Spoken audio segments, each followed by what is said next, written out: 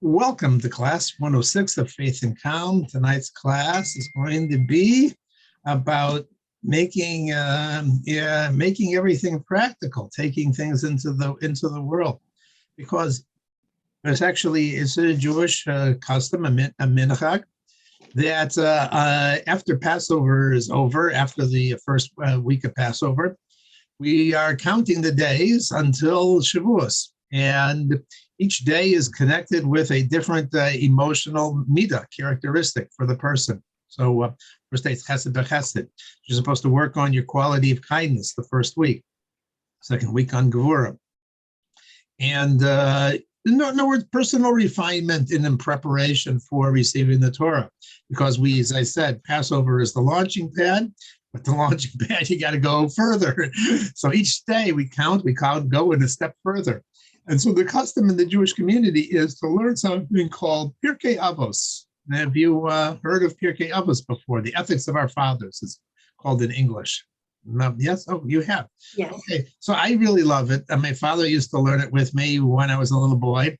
And Saturday afternoons, he would sit me down because it's just very, very practical ideas of how the rabbis actually implemented and turned their philosophy and the ideas into personal examples. They didn't go around lecturing people to improve. They actually acted that way.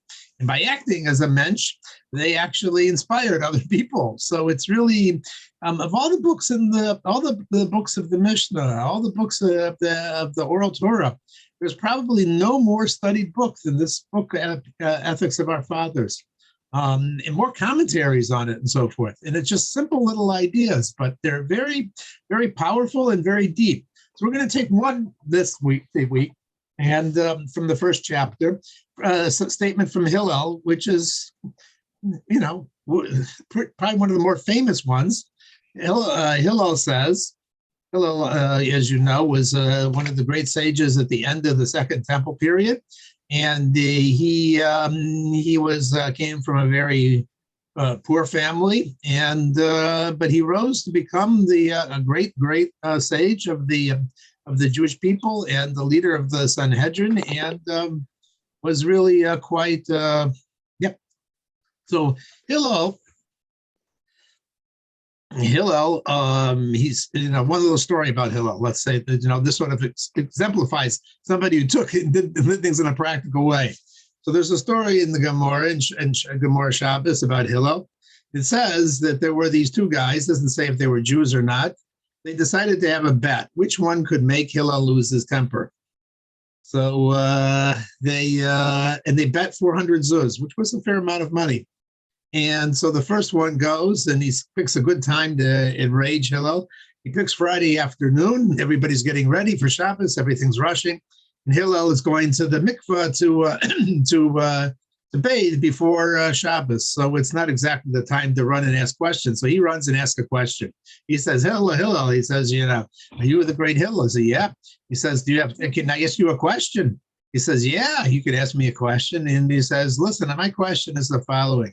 I want to know why the Persians, meaning modern day Iran, why they generally have round heads.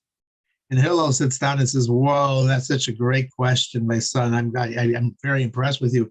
Let me tell you, the problem is with them the reason is because their midwives don't know how to actually give birth properly to the children, and therefore they come out with round heads. They have to reshape their heads when they come out. So that's the problem there. He says, Rabbi, I have another question.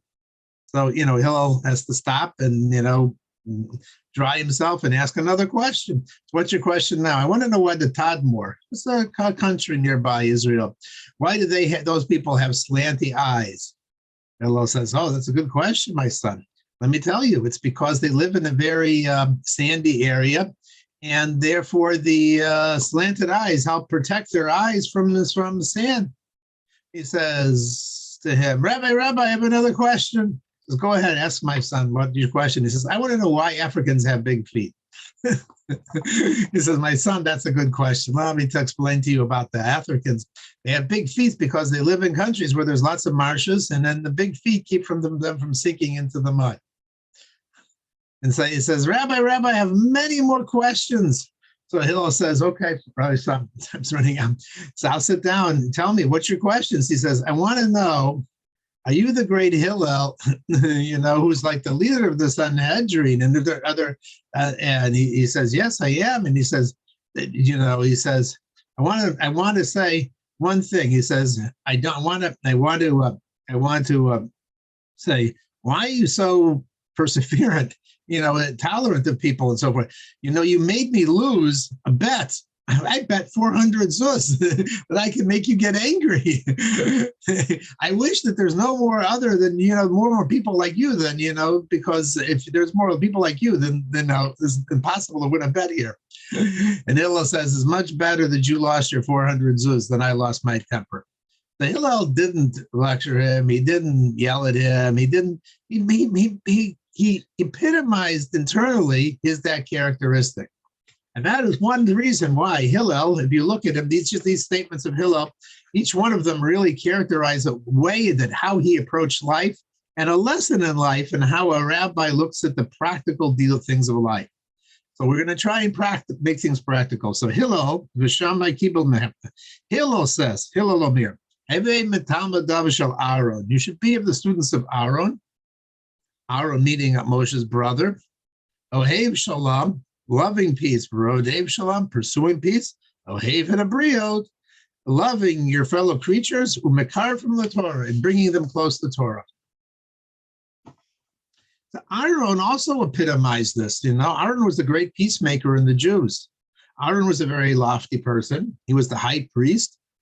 He had lots of reasons to be very restricting, and two of his sons died because they were like loosey-goosey with the laws and so forth.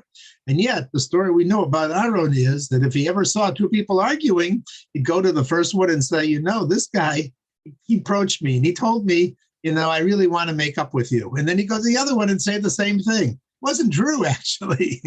But, and he would go back and forth, and eventually they would get back together again. And they felt embarrassed that, I'm in an argument and Aaron is the one who's coming personally to get me out of the argument. So this is somebody who actually, didn't sit on his high horse. He actually even did something that's, quote, risky, not quite telling the truth, but for the sake of peace, he would stretch things. And because he knew that internally the guy probably want to, make up. And therefore, this is one of he says, be of the students of Aaron. That's the first statement that he says. And then what does it mean? You should love your fellow, Ohev Shalom, Ohev Briot. Briot means just simple people who don't have necessarily any special characteristics. They're not wonderful. They're not smart. And Aaron, he didn't make a distinction, you are a Jew, I'm a Jew, you're a person, you're a creature of God. Just because you're a creature of God, therefore I have time for you. That's what you see with Hillel. He spent time with people, probably 9 Jews were making bets. He didn't care, he said, you're a creature of God. I can give you some of my time. I can give you some of my understanding. I can teach you something. That's one of the lessons inside in that idea. And so a story that came to my mind while I was thinking about this. I thought of that story that there was once a Jewish community in somewhere in South America. I think it was Brazil, and they had a lot of trouble holding on to rabbis. Rabbi would come, he'd see what was going on. They weren't keeping mitzvahs properly. He would get a little bit upset with them. And, he would start speaking and they got rid of him. So one time they got a new rabbi. And this rabbi, everybody started saying, this rabbi is really different. What was the story? So one time, right after the morning prayers on Saturday, Shabbos morning, he was walking back home through the streets to go to his house. And he happened to see one of the congregants sitting there in a restaurant, one of these outdoor restaurants. Obviously, it's not a kosher restaurant. It's open on Shabbos. He's sitting there by himself. So the rabbi looks over the hedge and says, Morty, And the Morty, puts his head down because he doesn't want to get a discussion with the rabbi on Shabbos morning. Why is he there? And he's trying to hide, and so it says, Morty says, no, what are you doing there? And he says, oh, no, now I'm going to get it over the head, and so forth. So he pretends like he doesn't see the rabbi. He says, Morty, he says, you're eating by yourself. You're eating there by yourself? And Morty goes, yeah. I don't know, it's my business. And the rabbi says, Morty, you shouldn't have to be by yourself on Shabbos. Come with me. Come to my house. We'll have a meal together. We'll socialize. Why should you eat? Just eat to eat, It's like, make it a social thing. Morty had a he didn't get any lectures there. The rabbi invited him. He said, shouldn't be by yourself, just because the food's nice there. It's not can't be that pleasant eating all by yourself in a restaurant. So they began to realize they had somebody else. Now this is applied chassidus. This is applied faith. This is applying your values to how you deal with people. This is what Hillel was teaching. There was a rabbi, I forgot his name. I looked up. I forget it was Rabbi Dubanov or something like that. He was in the early 40s. He was sent by the previous Lubavitcher Rebbe to Elizabeth, New Jersey. At that time, Judaism outside of certain ghettos in New York City it was pretty weak. So Elizabeth, New Jersey had a Jewish community. Everybody came from Europe, from the old shtetl, so the synagogues were Orthodox in name, but they weren't really doing very much in those days. So he comes back to the previous Lubavitcher Rebbe, and he says, I have a problem here, Rabbi. If I start telling them about kashrus and Shabbos and all these other mitzvahs, I know what's going to happen to me. They're going to throw me out because they're not doing it. What am I supposed to talk about? What am I supposed to say to these people? So the Frierdiker Rebbe told him, he said, listen, here's what you do. He said, let me give you an example. A mashal. This is what Pirkey Avot is about. An example, an analogy. He says, listen, to Rabbi Duba, something like that. He says to him, listen, he says, did you ever go to a schwitzbad? So in those days, it was a famous thing. They had these sweat houses, the sweat baths. You would go there, you would sit, they would turn up the steam, it would get very hot, and this was a machaya, this was pleasure, this was delightful, this was pleasant. People used to like there. And as it got warmer and warmer, you would go to higher and higher levels. And then finally, there was an attendant there in the bathhouse. And the custom was, and it still is, I guess, in the very traditional ones, is he would have a sort of like a broom or some sort of thing with a straw in it. And they would take that, and when you were really steamy and really hot, they would start hitting the guy on the back.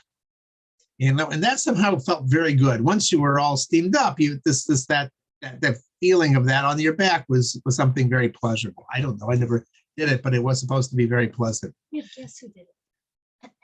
Boris. Okay. So the Frierdiker Rebbe said to him, "Do you ever been in a schwitzbad?" He said, "Yeah." He says, and what happens there? So he explained, that this is what happens. You go there, you get steamy, the guy hits you and so forth, and it feels wonderful. So the Frierdiker Rebbe asked him very simply, he said, listen, let me ask you, if somebody went in the street and you were just walking there somewhere, and he took out this broom and he started hitting you on the back, what would you do? He said, I would run away. I mean, what are you doing? You're smacking me on the back and so forth. He says, that's very interesting. But in that bathhouse, that actually is something pleasurable and you pay money for that. He says, yeah.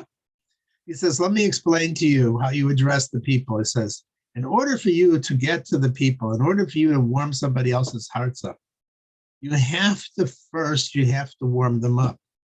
And you have to warm them. You have to give them something. You have to show connection to them. You have to show warmth to them. You have to first show, that you're a person and you care for them and that you feel for them before you get into any of these discussions about what they're doing or not doing or something. And then you can give them a little whack. Tell them, you're such a great person. What are you doing here? And so forth.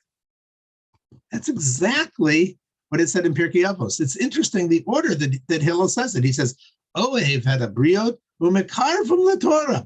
First, you love them, and then you bring them close to Torah. Not meaning I'll talk to you after you start fixing yourself up and you're on my level and you start behaving properly, and then I'm going to start caring about you. First, you love them. First, you show your affection. First, you show that they matter and so forth. And then once they're warmed up, then you can talk to them. That's Hillel's statement. That's how he behaves a mensch. That's what Pirkei Avot is teaching you. First, you got to show how much you really care about the person, how much a connection you have with the person, and then you can do something with the person and so forth. But if you just come in the first day of class and start yelling at the kids in the class, it's not going to help. It's not going to help. You're not going to get anywhere. They're going to shut down, and it's not going to, you're going to lose everybody. So Hillel's embodied it, and he taught us a very simple way to do it. He said, "This is what you do. First, you warm people up, and then you can talk to them. But if you don't warm them up first, it's nothing will go in." So this is a basic lesson in life. It's the way in how you relate to people, and it's a lesson from Torah, and that's what Pirkei Avot is about. So I'll conclude with a little bit longer story. And then my wife will tell you something. And I may have said this story before, but I think it sort of wraps it up, because once you get them warmed up, how do you actually get them connected? So this is a beautiful story. It's left over from Pesach. And like I said, I may have told it before. The story is told by Rabbi Y.Y. Jacobson. Oh, okay. So he worked him in. Until now, he didn't work him in. And the story goes as follows. I think it was in his early days, Rebbe, before he got married. One time, Rabbi Hadakov, the secretary of the Rebbe, called him in and said, "I want you to go and do a Seder in Kobe, Japan." He says, "Where's Kobe, Japan?" It's some little hamlet somewhere in Japan. So he went there with his cousin, Moshe Lieberman, who is the rabbi of a synagogue here in Newton. And they flew to Kobe, Japan, to do a Seder. Now, they didn't know what they would find, because there was really no synagogue there, nothing organized there. They put advertisements in. They figured they get a few people, but they actually got a few hundred people. It was really amazing how many people showed up for this for the meal, for the Seder. But the thing was that there hadn't been a Seder in Kobe, Japan for maybe ever. So it was a little bit wild there, Everybody was talking. They were happy to be there, being a fellow Jews and everything else, and everything was going very high.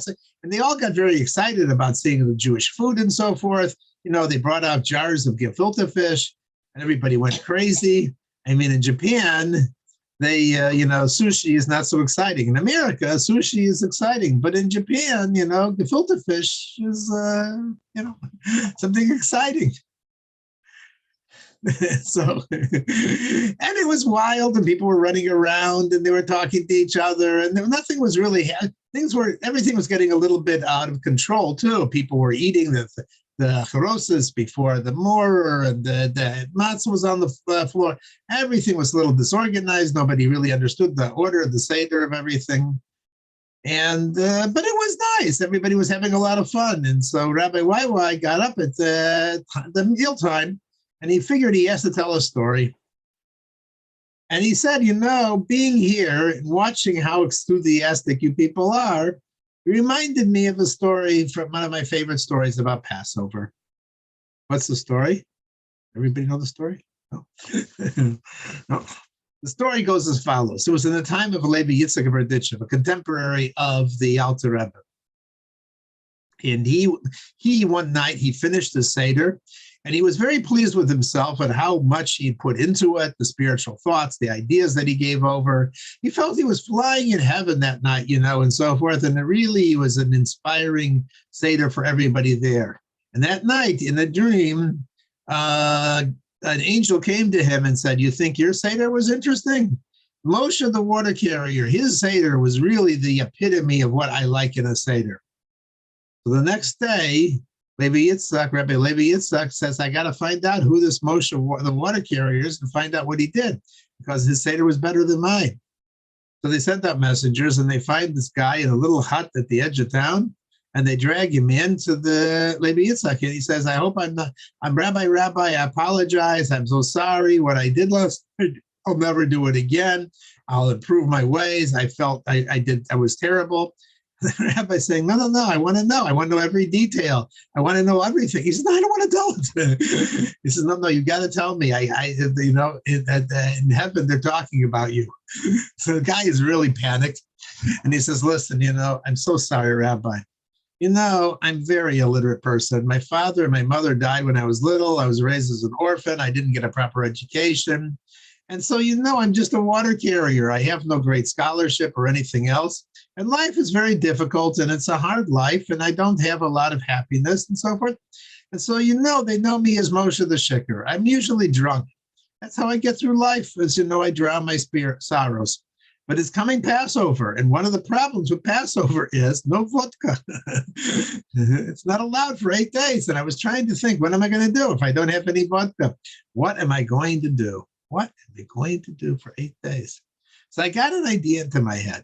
And I figured, I'll just go to the store. I'll buy as much vodka as I normally drink in 8 days. And I'll drink it all right before Passover. And that way I will have consumed exactly the same amount and I will be out of it for 8 days. And now, that will be very good. So that's exactly what he did. Of course, when you do such a thing like that, it has consequences. Comes Seder night, he was asleep. His wife was very upset. Kids are sitting downstairs. They want the father, and he's sleeping. So she goes upstairs to wake him. And he says, give me an hour. I'm so out of it. I just can't do it. So she gives him an hour. He's still asleep. He still has to be woken up. And then me half an hour, another half an hour, another. It gets very late at night. The wife comes and says, Moshe, you're a disgrace to the entire town. Everybody else had a Seder.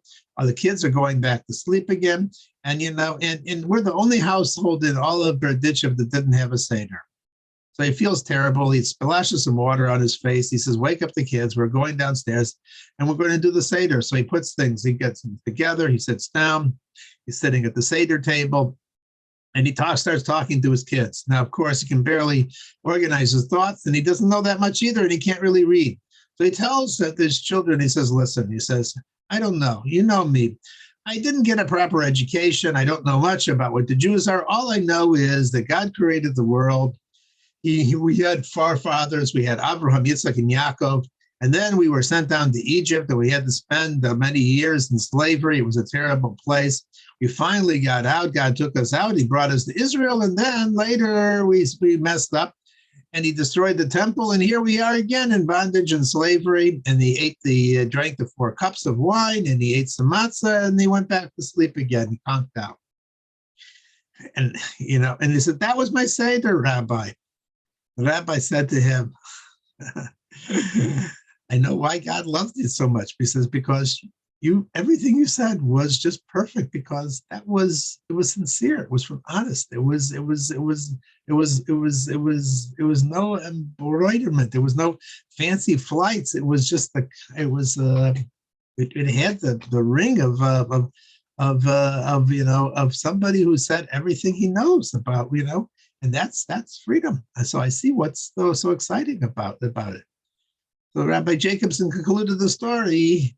And when he concluded the story, he's explaining, he said, that's what I thought about when I saw the craziness going around here. I figured, God also must really love the Seder here because everybody is so happy and it may not be exactly done perfectly according to rules, but it was done with enthusiasm and with sincerity. As he was speaking, he sees out of the side of a corner of his eyes, he sees a woman there. And this woman is having a complete breakdown. She's crying, she's weeping, and tears are streaming out of her eyes. And he's wondering, did he say something that's not right? Did he offend somebody? Did he say, and I didn't think, the story was so. So afterwards, she came over to him and she said, Rabbi, I have to thank you so much for that story. Because why? She says, because, here's my story. My story was I grew up as a young girl in Brooklyn in a traditional family. We used to have Siddur. Whatever things happened, and I got excited about Eastern religions, and I left 20 years ago, and I came here to Kobe to be a school teacher, And I've been teaching and practicing Far Eastern meditations and spiritual activities and so forth. And I've had absolutely nothing to do with this Jewish community or anything around here. Somebody saw your poster about the Seder, and they started bothering me and saying, you know, you have to go to the Seder. And she was saying to her friend, she said, listen, I have nothing to do with Judaism anymore. That was a chapter in my life. It's over with. I don't feel any lack. I don't feel any need for it and so forth. But her friend didn't let her go. She said, no, no, no, this you have to do. You have to go. And so I came here tonight, very skeptical, not expecting anything. And then you started to tell the story. And you mentioned this Rabbi Levi Yitzchak of Berditchev. Now, one thing that I know is I had a grandmother, and she was a very holy lady. And she used to tell me when I was little, she says, you know, whatever her name was, she would say, you know, my dear, he says, you have an ancestor. 10 generations back, he was a very holy man. His name is Levi Yitzchak of Berditchev. I don't know much about him, but I know that he was a great, great holy man. And you should know that if you're ever in a lonely place, all by yourself, far away, you can always call and you can always reach out, and you will be answered by your great-great-grandfather, and he will come to you and he will connect with you. And so when you told your story, I felt that, you know what, my grandfather was actually watching out for me. And I felt, you know, I felt the connection. I felt the bond. I felt you told me who I come from, who I am. And that's why I was crying. I was crying because my you somehow God directed you to tell this particular story this particular night. I think that's really very powerful and connected to this whole thing of the brio makarva Torah. You want to bring somebody closer. You want to warm somebody up. You have to make them know who they are. You have to know how great they are. You have to make them feel positive about themselves. This is the first step. It's not first, you can give them a lot of information, but nothing is more powerful than to make a person realize, you're bigger. You are a big person, and you come from a tremendous, a great source. And if you know that, you can deal with a lot of things in life. So I just thought this was, this was my attempt to try and bring Pirkey Avos into a practical way, into a practical understanding and a practical story way. And I hope that gave a little bit of an insight. And now I will certainly turn over the microphone to my wife. Hopefully she will get she'll have something even better to say. Yeah, she will. She will. Thank you. Thank you. Yeah, it was great. Wonderful stories. Oh, so I didn't tell him before. Okay, good. I have to always watch out for that. They were wonderful stories. Thank you. I feel bad. I always have to turn off early, but the next nurse comes at 8 o'clock. So I'm sorry. I'm going to be extremely short. I might even be just like 7 minutes, 5 minutes, but you do what you have to do. So welcome everybody. Does anybody want to say hi, Dina? Does anybody want to say anything before I begin? Just hello. Hello. Molly, you look so beautiful. Yeah. Okay, good. Thank you. I'm going to begin. So I'm going to keep it very short tonight. And I'll start out with the four things I always say. Number one, we're in an extraordinary time. The Lubavitcher Rebbe told us, and the Lubavitcher Rebbe told us that the Geula is unfolding. The process has begun. It might not look like it, but the process has begun. And we can't be like those people in Egypt. There were, 4/5 of the Jews never left Egypt because they didn't trust Moshe. So we must trust the Moshe of our time. He says it's happening, it's happening. Number two, our souls were handpicked to be here. Number three, we have all the tools we need, the Torah, our guidebook, and the mitzvahs, which are our power tools. And finally, tonight, by learning about the redemption, we're actively speeding it. The Rebbe said that's the fastest way to actively speed the redemption. So, so I just want to say one little thing about faith and calm. And I've seen this so many times in my life that when we sometimes it's a struggle to trust. It's a struggle to trust Hashem. but I find that there's often an incredible link to myself. What am I doing for myself? Can I trust myself in my everyday life? Am I doing what I know needs to be done? Am I being good to myself? Am I giving myself, am I going to sleep at a proper hour? Am I taking care of myself?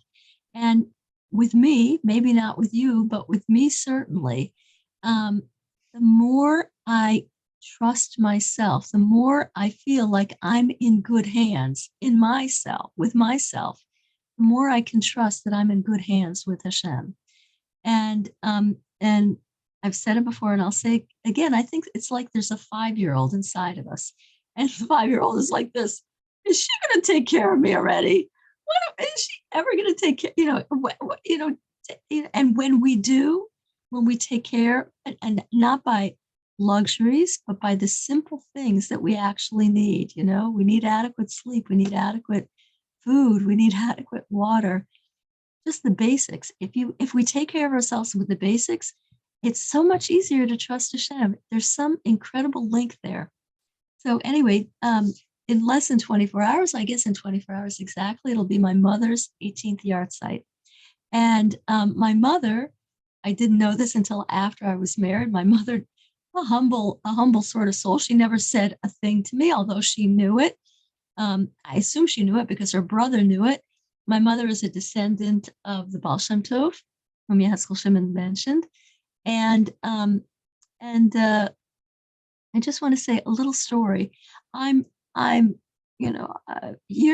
Years ago, I wondered how in the world, what was my opening that I was lucky enough to discover Torah and mitzvahs, and other people, they have an acquaintance with it, but they shut the door. Why? What happened? Why was I lucky enough to not only find the door, but to go through it and to keep going? And I think that I had the seeds of faith planted in me from an early age by my mother, because as I'm sure you know, my mother was a Holocaust survivor, both of my parents. And I think my father's story is something like on segment 20, something like that. My father's story is the motion picture script worthy. My mother's story is much simpler, but my mother told me her story. My father never told me his story. I didn't find out my father's story until until my father was 75, and he needed me to write down his story because somebody asked him for it, and then he started talking, and thank God I heard his story. But he didn't say a word when we were growing up. My mother, however, repeatedly told me her a story from the Holocaust, and I'll tell it again. And it is a story about openly seeing the hand of God in your life. It's said that every survivor who survived saw miracles, every single survivor. And here's one of my mother's stories. So, my mother lived in a little town called not such a little town. It was actually a city called Drochovich. And she was, when those horrible people came, they took over the town. They put the Jews in a ghetto. They gathered them into a ghetto. And my mother early on was taken to work. They had like a German officers club, and my mother was taken along with other teenagers to work in the German officers club. And I'm sure and her parents were in the ghetto, and her parents were hiding her parents had been affluent, and they had a bunker built underneath their house, a hidden bunker, and they hid there. And my mother but they had very little food, and my mother would steal a loaf of bread from. It's not stealing. The Nazis took everything that belonged to the Jews. It was really everything they had belonged to the Jews. And my mother, since she was working in this officers club and there was bread, she would take a loaf of bread every night and put it under her jacket, sneak out of the place, and run to the ghetto and give it to her parents and her family, and they would survive based on that. then came the awful day when the Germans, the monsters, maybe it's a better term from them than Germans, when they came to liquidate the ghetto. And I was fortunate or unfortunate to just Friday to find out what happened literally to the rest of my family. I won't repeat it, but my mother found out that she found out that the ghetto was liquidated and everybody was killed. And she didn't care at that point. She was, an older teenager, and she didn't care about her own life anymore. And after the Germans had liquidated the ghetto, they decided, what do we need? Our officers club. We can move on to the next city. And they decided to get rid of all their helpers or to do something with them. And they lined them up at 2 a.m. to take them away somewhere. And my mother, as I said, she said to herself, as they were in the line, 2 a.m, it was dark outside. There was one Nazi with a rifle and guarding everybody, all the Jewish kids and young people, whatever. And my mother said to herself, I really don't care if I live or die at this point. My whole family's gone. She didn't know she had one brother who had escaped earlier. But she thought she was all alone. She said, I really don't care. And she was the last one in line. They were all lined up. The guy with the rifle was at the head of the line. And she said, if that stupid Nazi turns his head for 1 second, I'm running. I don't care. Shoot me, don't shoot me. I really don't care. And exactly when she said that, the Nazi turned his head. And as he turned his head, she felt a strong hand pushing her on her back, a strong hand. And she was the last one in line. There was absolutely nobody behind her. And she knew as clearly as anybody knows anything that this was her dead mother's pushing her, shoving her. And so she ran for it.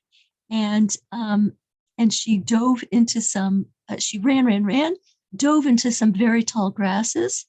And the guy turned around and he said, Wer ist the kleine Blonde? Where is the kleine Blonde? Where is the little blonde? Where's the little blonde? And but he was in a difficult situation because he couldn't leave to look for her because there was nobody else and he would lose everybody else in line. So thank God my mother stayed there all night. Towards morning, there was a non-Jewish woman. And interestingly enough, I just found out Friday that she had actually known that non-Jewish woman. I didn't know that. She didn't tell me that part of the story. And the non-Jewish woman it was a classmate of hers from school. And that lady didn't like her. That young lady didn't like her. But my mother told her, go to this man, Mr. Hoshofsky, and he will pay you if you tell him where I am. Tell him where I am. And so that's exactly what she did. And this kind non-Jew paid for my mother to be in hiding for the rest of the war. And it wasn't so simple. She had to go from place to place to place because people would get scared and they didn't want to do the job anymore, even though they're getting paid. And so that's how my mother survived. But I always knew that there's literally a hand of God, and there are things beyond what we understand. So anyway, this week I'm going to live with what Yaskel Shimon said, because it's very important how we treat other people is a very big part of our self-esteem. And so I'm going to live with what Yaskel Shimon said tonight, and I'm also going to live with my advice to myself, which is that if you want to trust Hashem more, look into how you're treating yourself. Can you trust yourself? Are you trustworthy in taking care of you, in taking care of the basics? I want to wish everybody a good night, and I will see you next week. I'm going to turn off the recording. Once